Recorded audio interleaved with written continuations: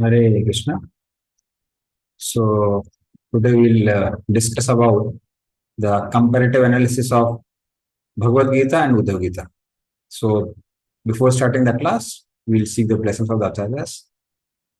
Om Agyantimirandasya Gyananjana Salakaya Chakshurumilitam Yena Tasmai Shri Gurve Namaha Shri Chaitanya Mano Vishram Sthapitam Yena Bhutale Sham Rupadamayyam Dadati Sapadantikam Vandeham Shri Guru Shiyuta Padkamlam Shri Gurun Vaishnavamsha Shri Rupam Sagar Jatam Sagana Raghunatham Vitam Tam Sajivam Sadvetam Savadutam Parijana Sahitam Krishna Chaitanya Devam Shri Radha Krishna Padan Sagana Lalita Shri Vishakam Vitamsha Nama Om Vishnu Padaya Krishna Preshaya Bhutale Srimate Bhakti Vedanta Swamiti Namne Namaste Saraswate Deve Gauravani Prasarane Nirvishisha Shunvadi Pasadestane Vanchakalpadruvasya Kripa Sindhu Evcha Patitanam Pavane Vaishnavibho Namo Namaha Namo Mahavadannaya Krishna Prem Pradayate Krishna Krishna Chaitanya Namne Gautase Namaha हे कृष्ण करुणा सिंधु दीनबंधु जगत्पते गोपसा गोपिकांता राधा कांता नमोस्तुते तप्तकांचन गौरांगी श्री राधे वृंदावनेश्वरी विश्वानुसुते देवी प्रणमामि हरिप्रिय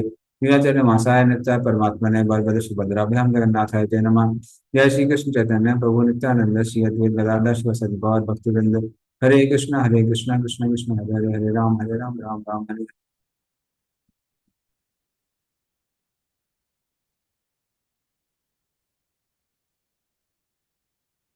हरे Krishna. So we'll discuss about our thesis on comparative analysis of Bhagavad Gita and Uddhava Gita. So when I went through the commentary of Sri Vishwanath Chakravarti Thakur on Bhagavad Gita, so at that time I saw that Chakravarti Pad has quoted many verses from 11th canto, and especially this Uddhava Gita. And that is that time I developed a desire that I want to read Bhagavad Gita and Uddhava Gita parallelly. So in order to understand Krishna's teachings in you can say complete way, or in a more wholesome way, it's always good to have a comparative analysis of Uddhava Gita and Bhagavad Gita. So Chakravarti Pad has substantiated his commentaries by these verses of Uddhava Gita.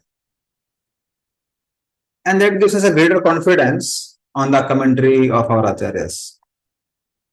So when we read Bhagavad Gita and Uddhava Gita very closely or parallelly, that builds our faith further on the commentaries given by our various acharyas on various principles like how Bhakti Yoga is the best yoga process, and how there is a yoga ladder given by Krishna's teachings. The highest step of that is Bhakti Yoga.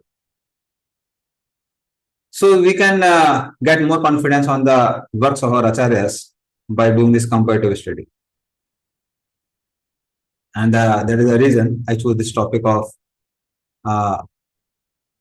comparative study of Bhagavad Gita and Uddhava Gita. So let us begin with the scene. So what I'll do is I'll show the PPT and even my thesis from time to time. So if we see the scene, Bhagavad Gita begins with lamentation of Arjuna, and Uddhava Gita begins with lamentation of Uddhava. So as we know the background setting of Bhagavad Gita, that how there was a great war, conch shells were already blown, and then Arjuna requested Krishna to seat his chariot between both armies so that he can see the people with whom he has to contend in the war. So all these details are given in the first chapter of Bhagavad Gita. And then Krishna tells to Arjuna Now he puts his chariot between both the armies and tells Arjuna that these are the people with whom you are supposed to contend. And uh, Arjuna, when he sees that I have to contend with my fathers, uncles, great grandfather like Bhishma Dev, teachers like uh, Dronacharya, etc. So then his limb starts trembling, and he gives 5 reasons why not to fight in the war. Yeah. So 4 of the reasons are uh, already given in first chapter, and in the second chapter, the description of the fifth reason. So 4 reasons are false comparison towards the family members, loss of mental enjoyment, destruction of the dynasty, and fear of sinful reactions. So all these things were the 4 reasons which were in the first chapter. In the second chapter, there's indecision. He says that I don't know whether we should fight the war or not fight the war. And Krishna wanted Arjuna to fight because he wanted to fulfill his mission of Vinasaya Jaduskritam, destroying all the miscreants. And that's why Krishna speaks this, gives this knowledge of Bhagavad Gita to Arjuna. So from a perspective of learning, Prabhupada says that Arjuna was overcome by false comparison towards his family members. And that's why he said, I'll not fight the war. And from a divine perspective, Prabhupada also writes as well as speaks in the lecture that Arjuna was certainly a devotee. That's why he didn't want to kill even those people who wanted to, who were aggressors actually, who tried to kill them, like poisoning of Bhima, etc., who abducted their wife, tried to disrobe their wife, took away their land, entire kingdom.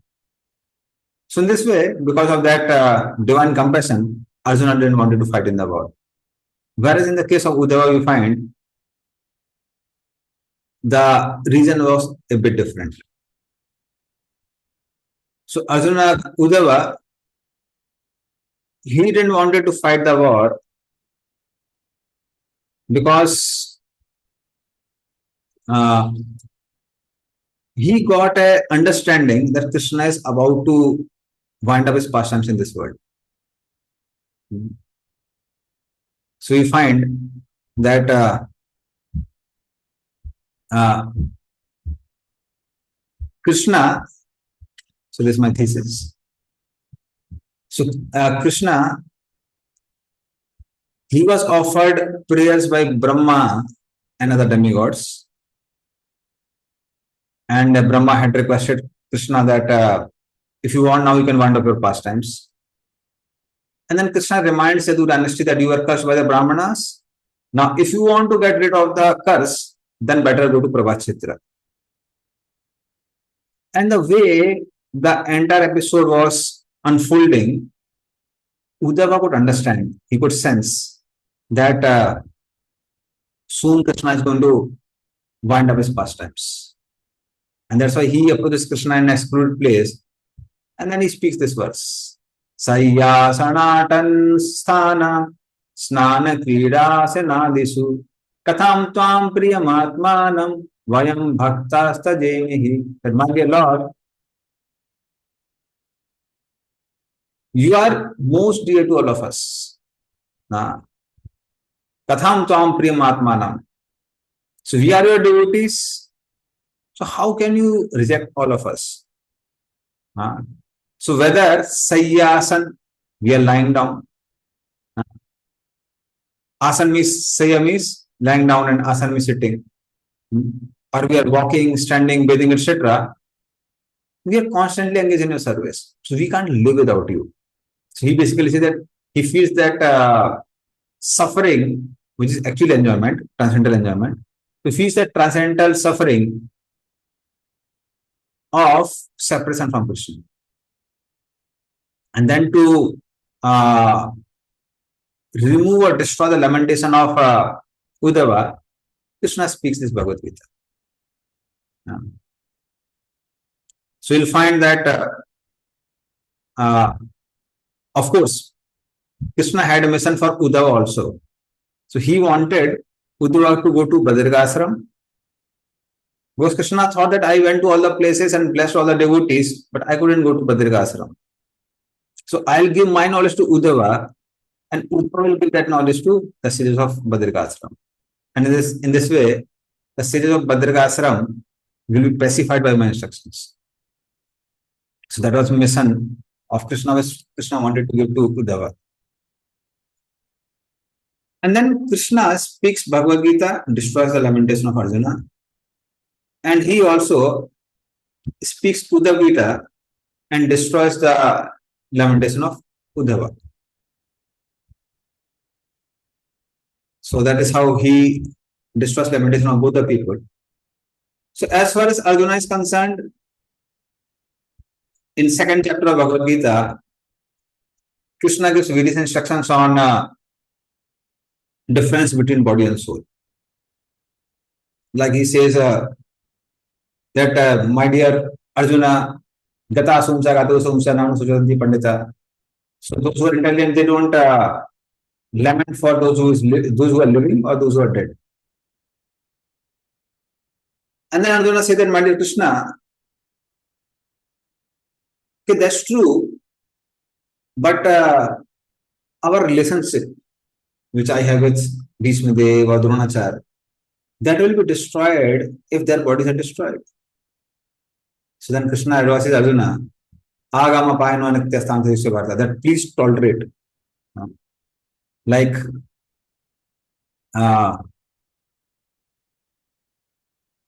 during the winter season, sadhus tolerate the cold and take bath early in the morning.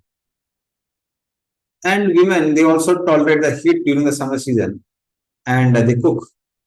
So similarly, you should also tolerate. And the result of such a tolerance will be Saviduk Sukam Dhiram Swamatattva Kalpate, that you will get liberation, or you will enjoy the higher taste of realizing that we are not body, we are soul.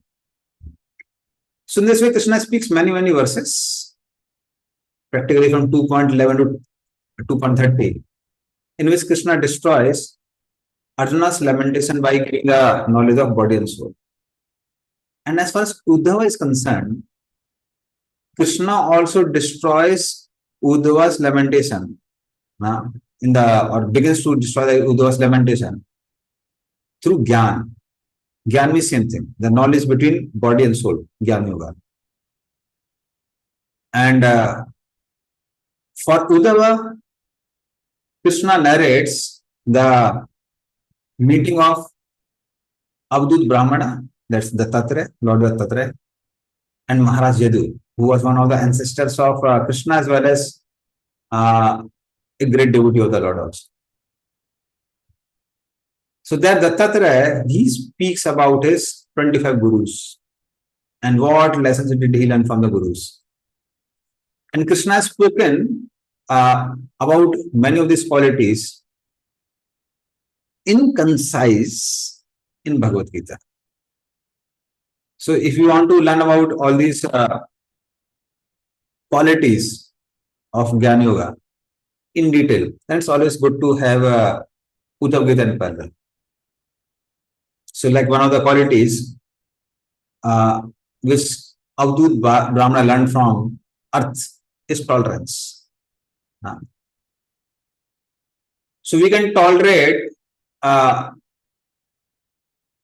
people who are aggressors by thinking that all these people are controlled by their modes, whatever modes they may be. So they're helpless. And as far as soul is concerned, soul is pure. So that's why why should we unnecessarily hold any grudges toward the people who are acting helplessly, as if by force. So this particular knowledge can help us to tolerate the sufferings caused by other people. And as far as Bhagavad Gita is concerned, Krishna says that Agama Payano Nitya Tantriksha Bharata.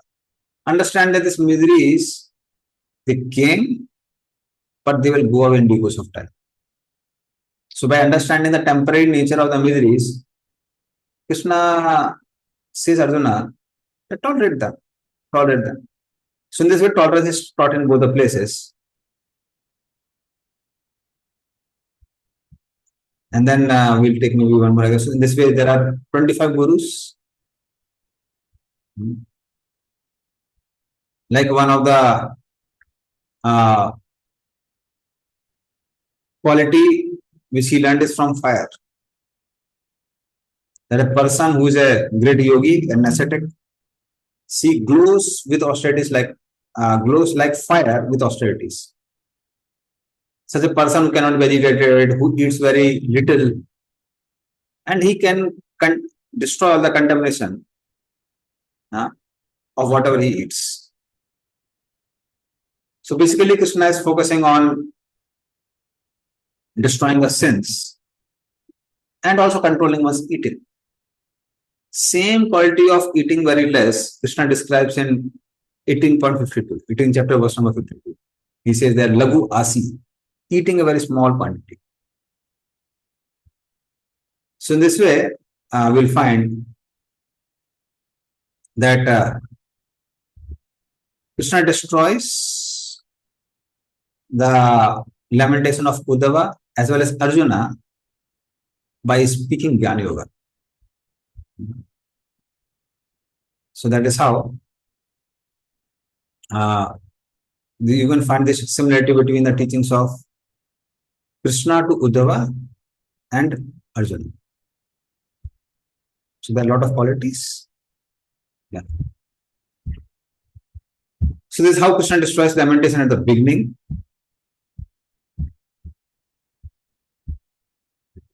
And then we find,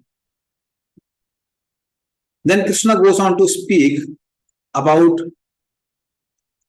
superiority of other processes over karma kanda process. So Krishna speaks about both of them. Speaks about how karma yoga, jnana yoga, ashtanga yoga. Karma yoga means we are talking about niskam karma yoga. Niskam karma yoga or jnana yoga, ashtanga yoga and bhakti yoga. How all these processes are much, much better than karma kanda. So he speaks about superiority of other processes over karma kanda, both in Uddhava Gita and as well as he speaks about it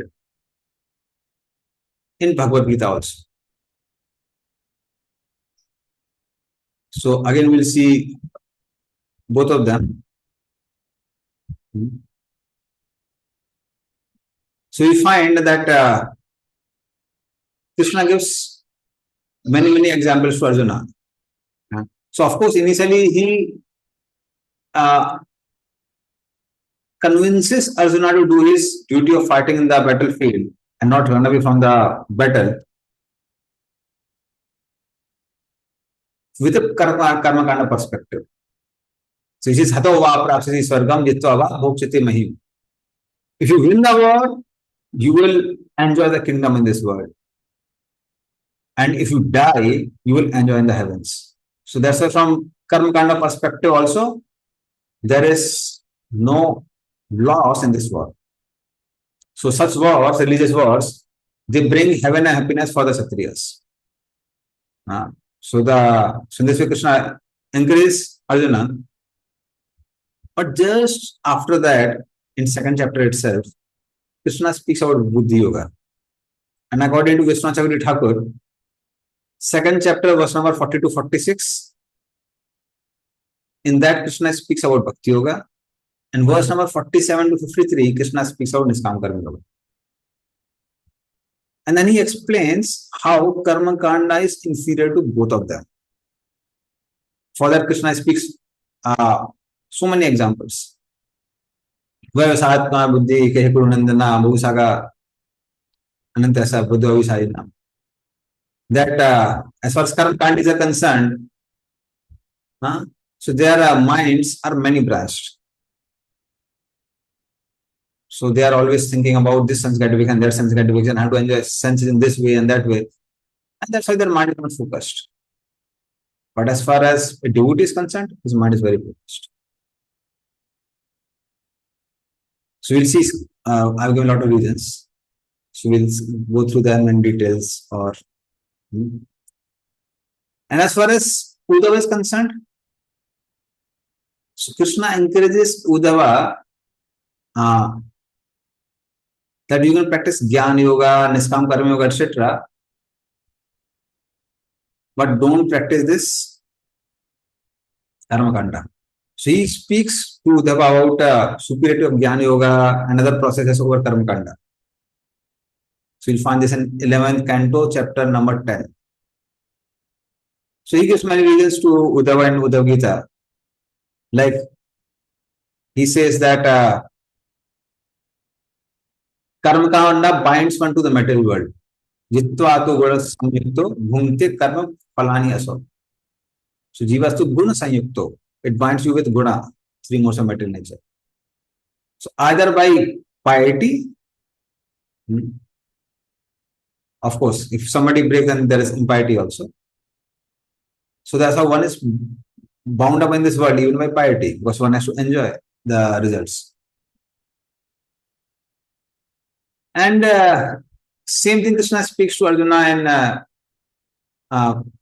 Bhagavad Gita chapter number 2. Karma bandham prahasyasi. So other processes will free you from bondage, whereas karma kind of binds one. It binds one. Again, Bhagavad Gita, Krishna says, speak this verse, Bhogaswar Prasakta Nam, as you told that. Those are karma kandis, because they have to satisfy different demigods for different results. That's why their minds are multi-branched. Or person, he cannot be focused to worship one person or be fixed in his goal. So this is how Krishna condemns. And then you will find further in Uddhava Gita, chapter number 10, and even at many other places in Uddhava Gita, Krishna tells that how the results of karma kanda are enjoyment in this world, which are mixed. So even if somebody goes to heaven, one remains unhappy because of intolerance towards others' happiness. It's like one demigod is enjoying something, and then he sees, oh, other person is enjoying more than me. And then he feels misery because of envy. Similarly, death is there in heavens also. As soon as one's past credits are exhausted, so then one has to come down. So it's like Srine Punya Matilokam Visanti. Or in Uddhava Gita, Krishna speaks, Shina Punya Pati Ara Nichan Kal Chalitaha. That as soon as one's past credits are exhausted, one has to come back to the earth again. So in this way, Krishna gives many reasons to both Uddhava and Arjuna that how the results of karma kanda, because they keep us within this world, that's why they're very inferior. So he discourages both Uddhava and Arjuna to not follow the karma kanda process. So that is how there's some similarity between Uddhava Gita and Bhagavad Gita. And we'll find that in both the places, Krishna gives different logics. And then Krishna speaks about symptoms of realized self-realized soul. So Krishna speaks that also in both Uddhava Gita and Bhagavad Gita. So you'll find that in 2.54 and further verses, Arjuna is asking, Spirit 2.54, Arjuna is asking about the symptoms of a realized soul.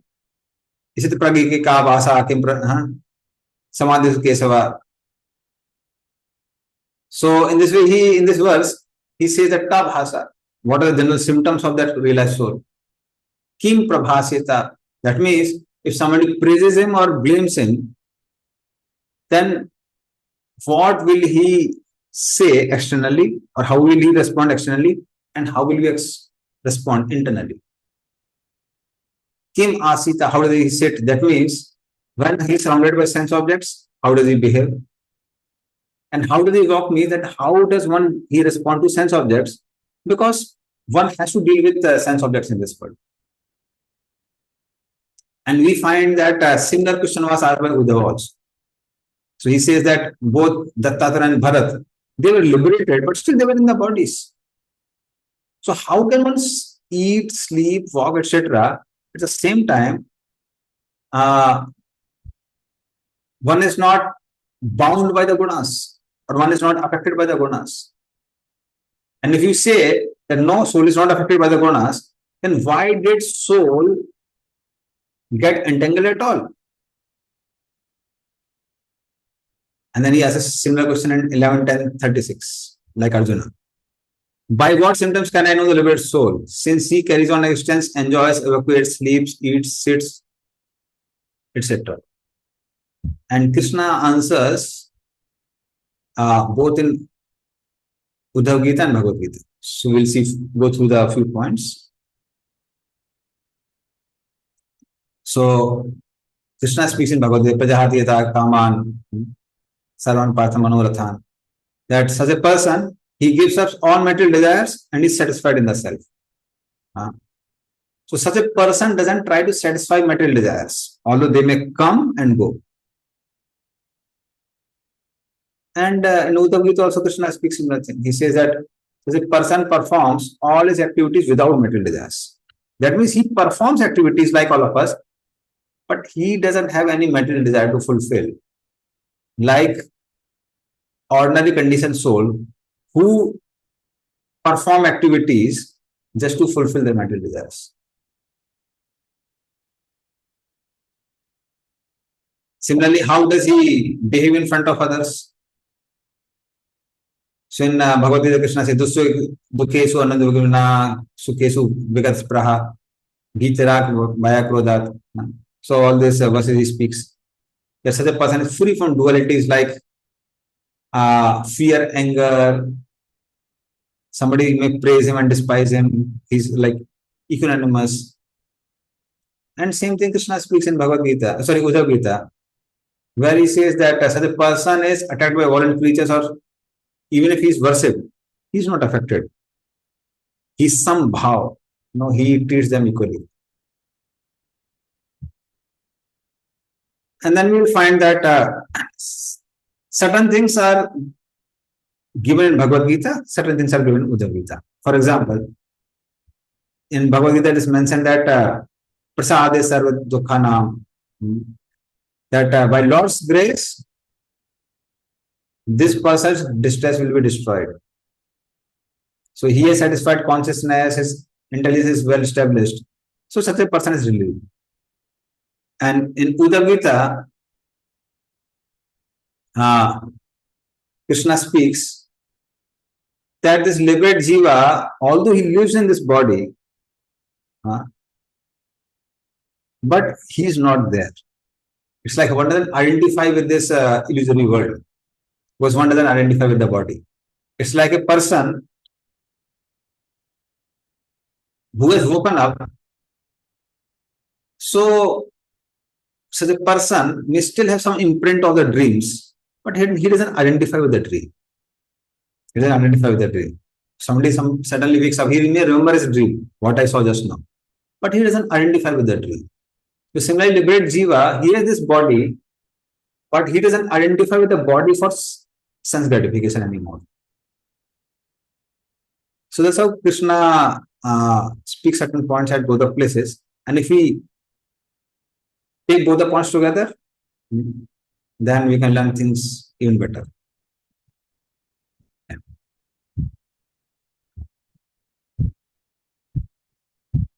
So this was about symptoms of self-realized soul.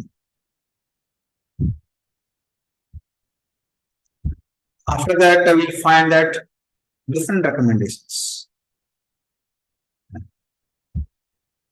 So we find that in third chapter of Bhagavad Gita,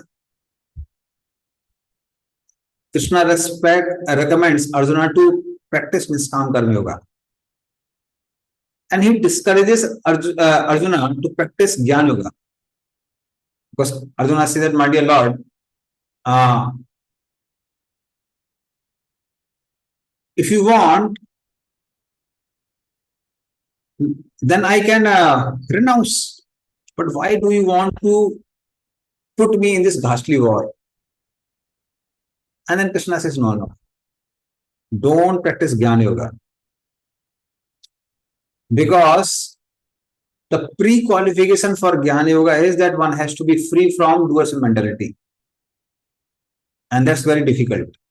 And there are no universities in the world which give a certificate saying, oh, now you don't have any doer's mentality and you can practice Jnana Yoga. So soul is very active. So it's better for you to practice Niskam Karma Yoga. Surrender fruits unto me and fight. So in this way, Krishna basically discourages Arjuna from practicing Jnana Yoga, and he recommends Niskam Karma Yoga. Whereas for Uddhava, Krishna recommends practice of Jnana Yoga. So why such recommendations are there?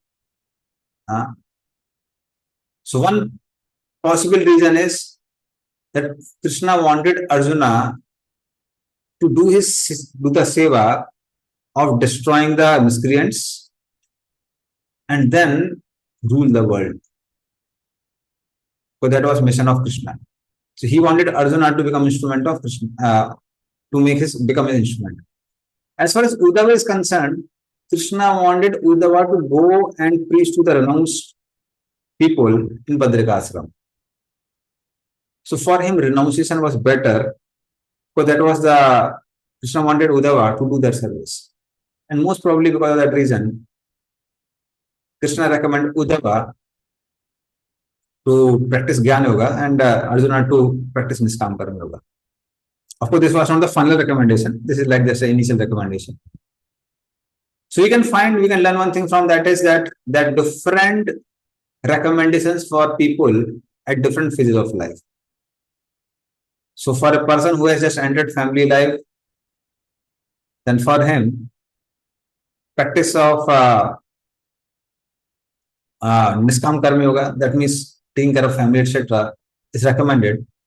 And renunciation is not so much recommended. Of course, the highest recommendation is bhakti. But for a person who has just entered Grastha life, renunciation or renouncing Grastha life is not immediately recommended. But for a person who is towards the fag end of his life and he has performed all his duties, like Uddhava was practically of similar age of Krishna, that means he was around 125 years old. So for him, Krishna recommends Jnana Yoga or renunciation basically. So that there are different recommendations for both Uddhava and Arjuna.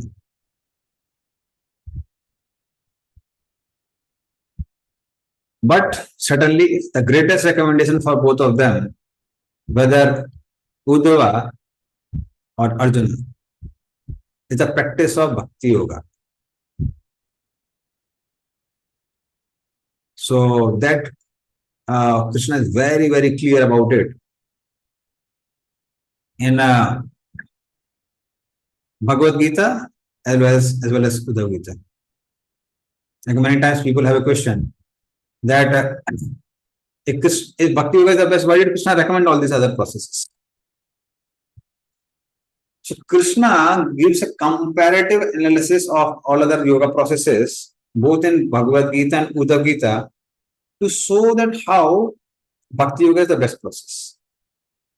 It's like when we compare a product with other products, and then we can really appreciate the greatness of that product. So similarly, by comparing Bhakti Yoga process with other processes, we can understand that how Bhakti Yoga is the best process.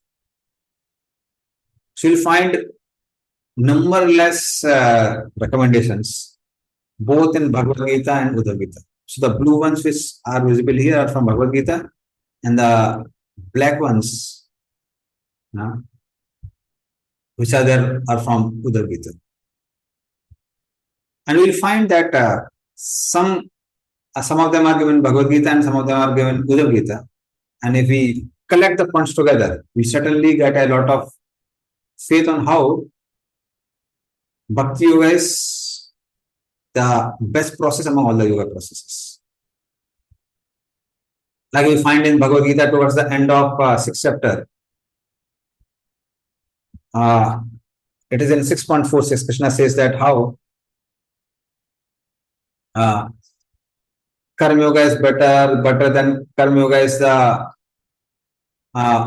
renunciation of fruits. That means better than Sakam Karma Yoga than Niskam Karma Yoga. Better than that is Karma Tyagat, or Tyag means basically you can say in one sense renunciation, or Jnana Yoga. And better than that is Ashtanga Yoga. But then Arjuna says that it's Ashtanga Yoga the best one, and then Krishna says no, there's a better one than Ashtanga Yoga. Yoginam api sarvesam mardate nantaratmana shraddhavan bhajito yomam samayukta tamo mataha. So among all the yogis, Yoginam sarvesam, who is the best? Madgatin antaratmana. And Shraddhavan bhajite yomam, one who does my bhajan with Shraddha, that means a devotee. So in this way, Krishna very clearly says that how devotee is the best. And in 11th canto, 11th chapter, 23-24, Krishna strongly tells Uddhava that how Bhakti Yoga process is better than Jnana Yoga, Niskam Karma Yoga, all these processes. And then we find many other reasons Krishna gives. Like after practically concluding Bhagavad Gita, Krishna tells Arjuna that I'll give you the topmost secret. So I gave you Guha Gyan, that is knowledge of Brahman, then Guhya Tara Gyan, that's knowledge of Paramatma, and now I'll give you Guhya Tama. And what is that Guhya Tara Gyan? So Guhya Tama Gyan, the topmost secret, that is Bhakti Yoga. Manmana bhavan mad bhakto madhyajimam namaskaru. So this is one verse, and then Sarvadharman pratyaja mamekam sharanam vraja. So these two verses, Krishna concludes with them to say that how Bhakti Yoga is the topmost among all the other yogas. And we will find he even condemns other yogas. Like for Jnana Yoga, he says, Klesavadikaras avyakta saktititsam. So be meditating on avyakta or impersonal Brahman is very troublesome. And as far as Bhakti is concerned, Krishna says in the subsequent verses, Tesam aham samadharta mritu sansar sagarat bhavamina charatpada mai avasachetsam. So I personally deliver my devotee from the ocean of birth and deaths. Because bhavamina chiratpada, for a long time I can't be separate from my devotee. So what to do? I have to deliver him. And in Uddhava Gita also, Uddhava Gita, he speaks points like Lavite nisalam bhakti mai Uddhava sanatane. So in the previous verses, he says that how other processes are in three modes of material nature. Like if we talk about karma kanda, it is more in passion because person has desire to enjoy. Same thing is true with Sakam Karma Yoga also. And Niskam Karma Yoga, Jnana Yoga, Ashtanga Yoga, they are mode of goodness. But Bhakti is about three modes. So that is how Bhakti is the topmost yoga system among all the yoga systems. And then further we'll find that this is a verse which Krishna speaks. Na sadhyati mam yogo, na sankyam dharmo uddhava, na swadhyaya tapasya ko yatha bhakti mamodita. That, my dear Uddhava, Nobody can control me by uh, Ashtanga Yoga, Yoga, Sankhya. Sankhya talks about Jnana Yoga, not by Jnana Yoga. But one can certainly control me by Bhakti. So that's how he tells that how Bhakti Yoga is the best among all the processes, all the yoga processes. So we'll find that this is how Krishna compares. The synopsis of how Krishna tells that Bhakti Yoga is the best processes among all the processes.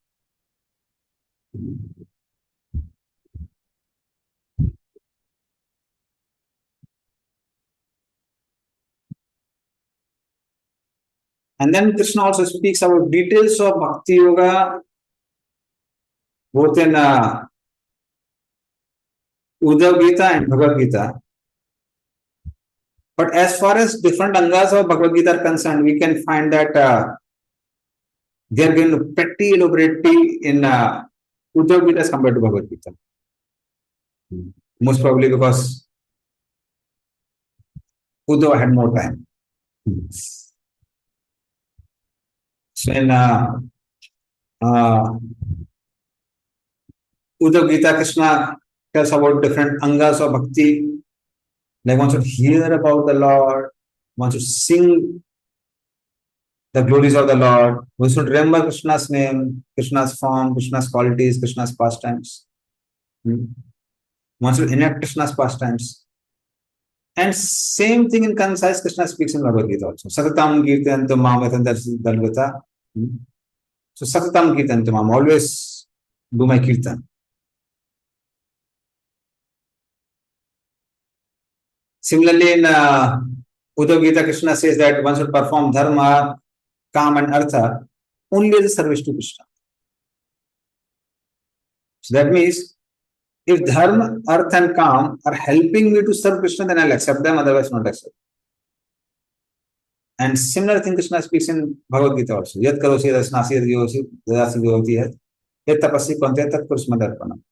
So whatever you eat, perform austerities, etc., one should do as a service to Krishna. So, of course, this verse also talks about it. Krosi also talks about Bhakti Yoga only. So that Vishwanath Chakravarti Thakur has quoted in 18th chapter.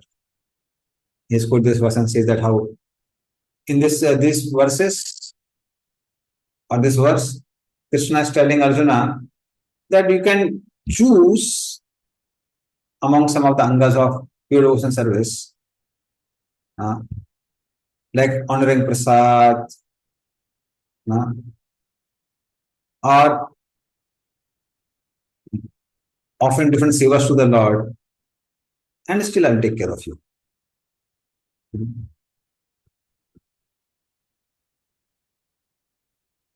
Similarly, we'll find that, of course, this Krishna is emphasized both in Uddhava Gita and Bhagavad Gita, is about hearing and chanting in the darshan of devotees.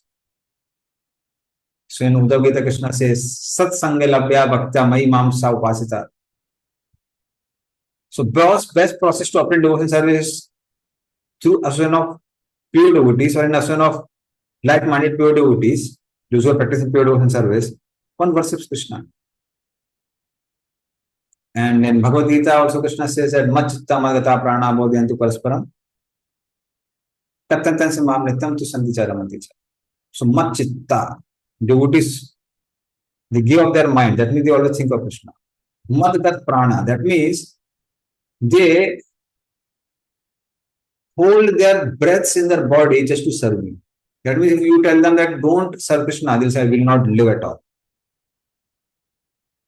Like somebody is annagat prana, that means they are dedicated to eat. So they don't eat to live, they live to eat. Similarly, madgat prana means one who lives only to serve Krishna. And both Hindu Parasparam, devotees hear about me and chant about me. And to Sandicha Ramandicha, in this way they rejoice. They rejoice within themselves, hearing Krishna Katha.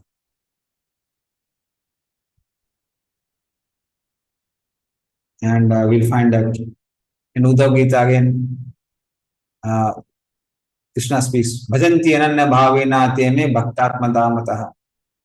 The devotees who worship Krishna with great possessiveness. So although they may or may not know Krishna's greatness, they are still best of devotees.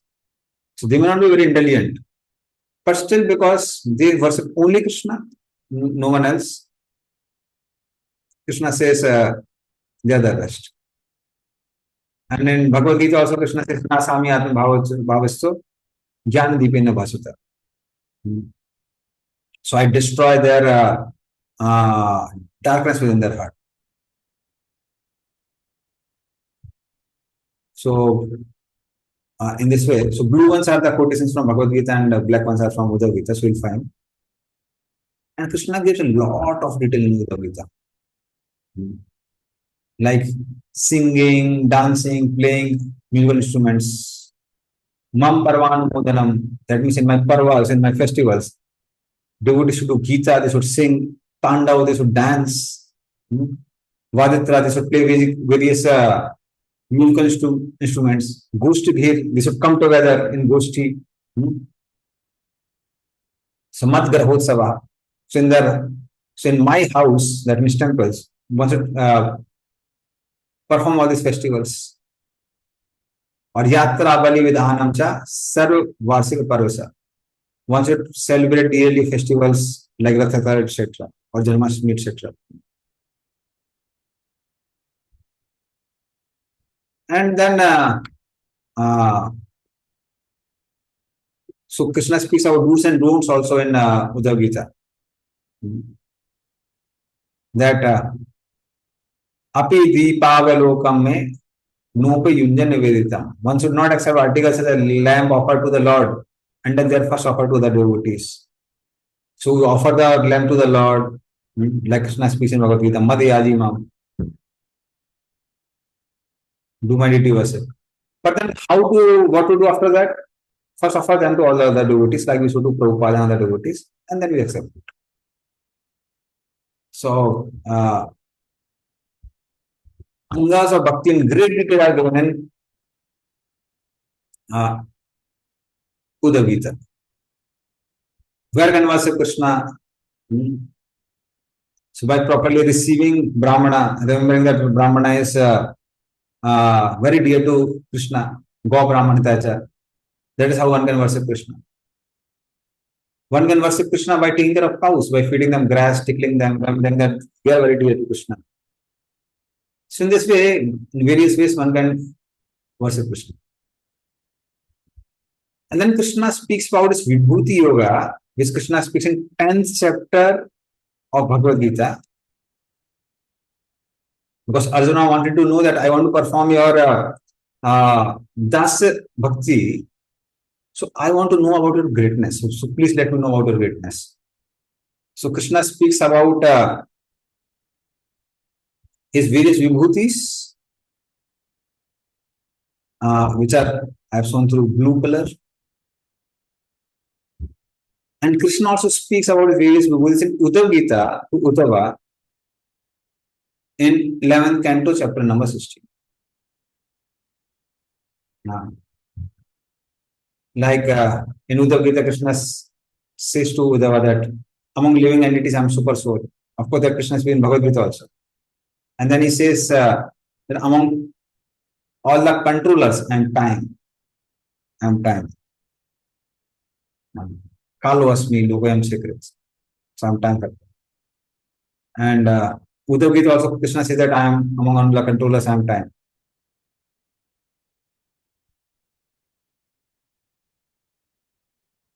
And then in Bhagavad Gita, Krishna says that among all the senses, I am the mind. And in Uddhava Gita, Krishna says among all the things which are difficult to control, I am the mind. In Uddhava Gita, Krishna says that I am among all the teachers of the Vedas, I am Brahma. And in Bhagavad Gita, Krishna says that among all the creators, I am Brahma.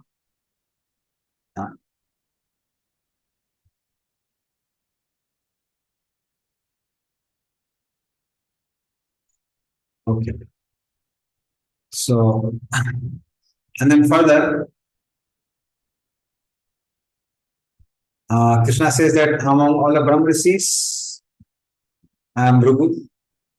And in Bhagavad Gita, Krishna says that among great sages, I am Bhrigu. So that is how Krishna talks about his various vibhutis. And in the end, he concludes by saying that if you see, yad yad vibhuti mat sattam simad uditam eva, tattat eva anugachattam mam tejan sambhava. So wherever you see some greatness, understand that it is just a spark of my splendor. That means it has come from me. So that is how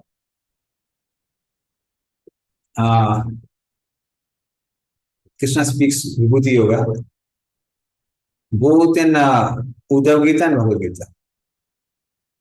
So you'll find few examples in Bhagavad Gita, few examples in Uddhava Gita. Yeah, of course, it's more elaborately given in Uddhava Gita, but we'll find at both the places. Yes. So these few ones are only in Bhagavad Gita, like among Maruts, I'm Marichi, I'm Vedas, I'm Samveda, I'm causes of procreation, I'm Kandarpa, etc.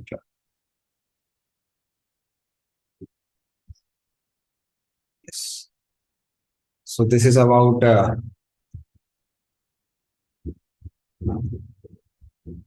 and then further many other even that many other deity worship are given in much detail in Uddhava Gita. And that's the topmost verse of Bhagavad Gita as per our Acharyas and Shilpopadas, Sarvadharman Parityaja. So that's also given in Uddhava Gita. This is something which I found very remarkable. That there was similar verse in 11th canto, chapter number 12, verse 14-15. So before that, in the beginning of the chapter, Krishna glorifies the asana of devotees. And he says that people in the lower modes like Jatayu, etc., they were also delivered by asana of devotees. And then he begins to glorify gopis. And Chakravarti passes that Krishna wanted to keep it confidential, but his heart was so overwhelmed with the love for gopis that he couldn't stop himself. And then he speaks this verse. Tasmatam Uddhav Srijya Chodanam Prati Chodanam Pravrityam Cha Nivityam Cha Srutavyam Cha Sutavacha. So he says that give up the duties and forbidden acts, the path of enjoyment and the path of renunciation, and desire to hear more about dharma, what you have already heard. That means don't talk about karma yoga, path of enjoyment, or jnana yoga, path of renunciation, or any other dharma. So similar thing Krishna speaks in Bhagavad Gita also. Sarv dharman prityaja, give up all other sort of dharmas. And then what to do? Mam ekam saranam vraja. So this vraja is many times misused by the Mayavadi by saying that Krishna is saying vraja means practically go. Go means as if he is saying to go to someone else. And that Radha, as Radha Krishnan says that no, Krishna is not talking about surrendering to him, but to someone else within him. But we'll find that if we compare it with Uddhava Gita, we'll find that's very clear. Krishna is saying, Mam ekam eva sarnam. Atmanam sarvdehinam yahi sarvatma bhavina. Surrender to me alone, the soul of all beings, using all the methods with bhava in your mind. That means with bhakti, you should surrender to me. And because Krishna has spoken a lot about Brajvasi still by that time, so Gaur Maharaj has written one book on Braj Leela in Bhagavad Gita. So that he actually basically these are like compilation of his lectures where he says that Krishna used the word Braja to say that you should surrender like Brajvasis. And if we see these details of this chapter number 12, it seems as if Krishna is encouraging Uddhava to follow in the footsteps of the gopis of Vrindavan and surrender to Krishna. And then he says, Maya syahi akuto bhayaha. That you will be fearless by my mercy. And same thing Krishna speaks in Bhagavad Gita also. Aham to aham sarva papebhyo mokshisyami mascha. So same thing is there. So don't fear. I will deliver you from all sinful places.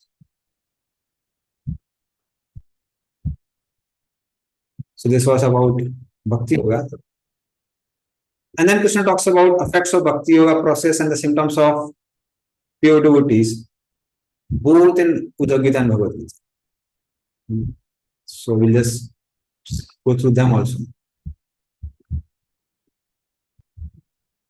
Like in Uddhava Gita, Krishna says that how Bhakti melts the heart of a person, his hair stand on end, his consciousness becomes purified of all the various impressions, and then one can serve Krishna directly. And same thing Krishna tells about effects. In Bhagavad Gita also, Krishna says, Nanyas chintanto mam yajana paripasate, tesam nityayuktanam yogshim vahamyam. So I'll carry the maintenance of my devotees, but they have destroyed all their pious credits by practice of bhakti. So then how will they maintain themselves? Krishna says, I will maintain. As householder takes care of the family. So that is how Krishna talks about the effect. Similarly, he tells in Uddhava Gita that one becomes very dear to Krishna by practice of bhakti yoga. In Bhagavad Gita, Krishna says, Tesam samudarta mitu sansar sagarat. I pick him up from the ocean of birth and death. So in this way, he talks about various effects. Then he talks about the symptoms of advanced devotees in Uddhava Gita. So he tells how Hasati yathor rudati roti gayati unmad vinatiti log bahye. So such a devotee of mine, he's fixed in his eternal service to one form of the Lord. And then in his ecstasy, he sometimes cries loudly, sings, dances, not caring for the outsiders. Or vad dadgadaya dravati yasajittam. A devotee that's fixed in loving service to Krishna purifies the entire universe. So that is the symptom of advanced devotee given in Uddhava Gita. And then you will find that the qualities of devotee are also given both in Uddhava Gita and Bhagavad Gita. In Bhagavad Gita, they are given in the 12th chapter, verse number 13 to 20. And Uddhava Gita is given 11th and to 11th chapter. So you will find Kripalu, that's similar to Karan Evacha in Bhagavad Gita. Akridro has never injures others. That's given both Uddhava Gita and Bhagavad Gita. Some of them are given only in Uddhava Gita, like Satya Saro. It is given only in Uddhava Gita. So this way, the qualities of a devotee are also given in both in Uddhava Gita and Bhagavad Gita.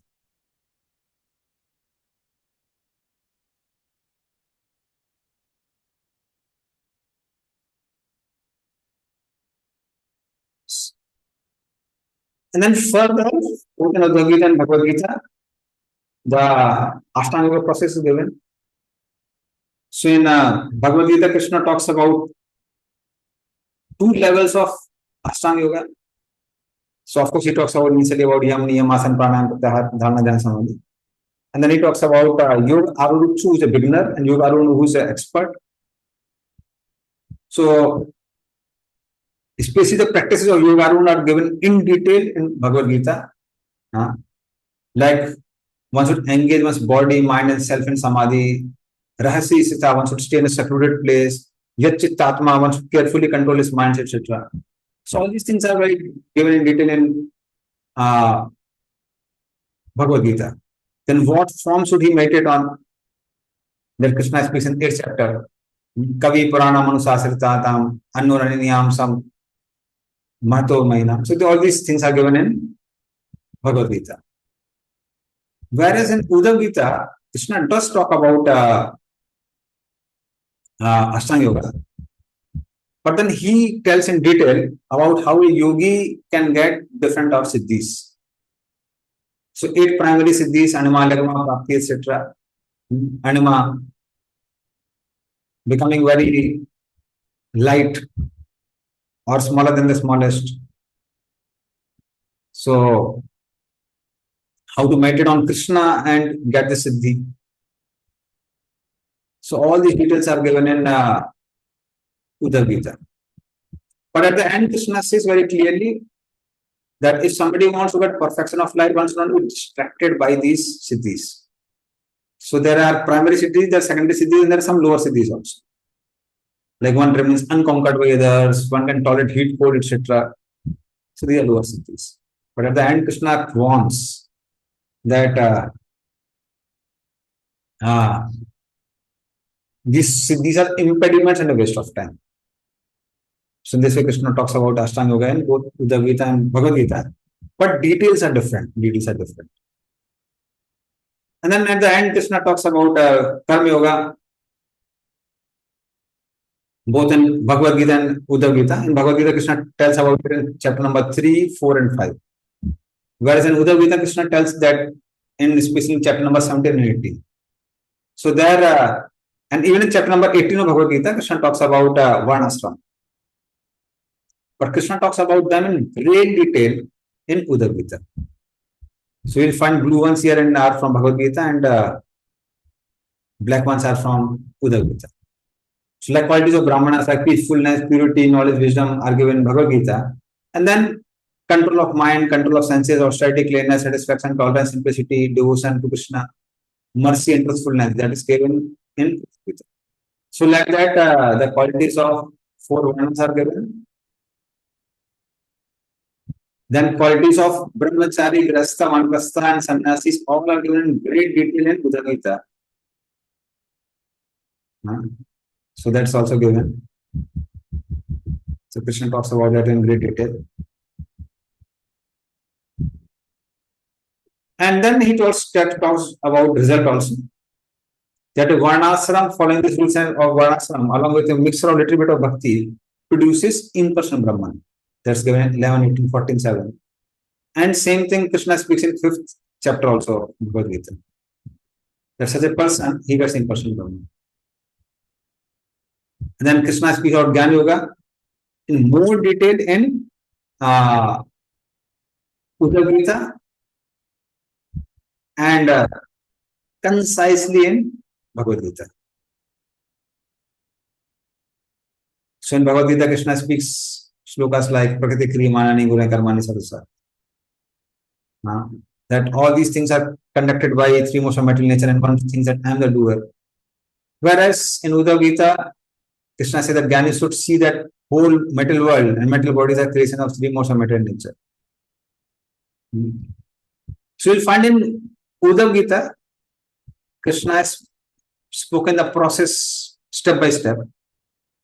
Like one practices Jnana Yoga by seeing how one is free, different from 24 elements. And by that one gets Jnana, that I am not body, I am soul. So that Vidya of I am not body, I am soul destroys avidya, because of which person thinks that I am a body. But at the end, when Vidya, which is in mode of goodness, destroys avidya, which is in mode of passion and ignorance, then one has to give up both Vidya and avidya, and one should meditate on Brahman, and one can think of Supreme Lord also, because Krishna is also transcendental with a desire to enter in Brahman. So Krishna says, Jnanam cha mai sanyaset. So at a particular point when he wants to enter in Brahman, one has to give up Jnana also. So Krishna speaks very clearly in Uddhava Gita, and some details of that Krishna is given in Bhagavad Gita also. So in conclusion, we can say that if we have a comparative study of both Bhagavad Gita and Uddhava Gita, so then we can understand the knowledge of given by Krishna in depth and in complete perspective. And especially we'll get faith on our acharyas that the commentaries which they have given or the conclusions given by them are perfect. So we can very easily discriminate between what actually Krishna wanted to speak. So this is about comparative study of Uddhava Gita and Bhagavad Gita. So thank you very much. Prabhupada ki jai. Vancha kalpaduruvasa kapasindevasa prajanam pavani vaishnavi. Hare Krishna.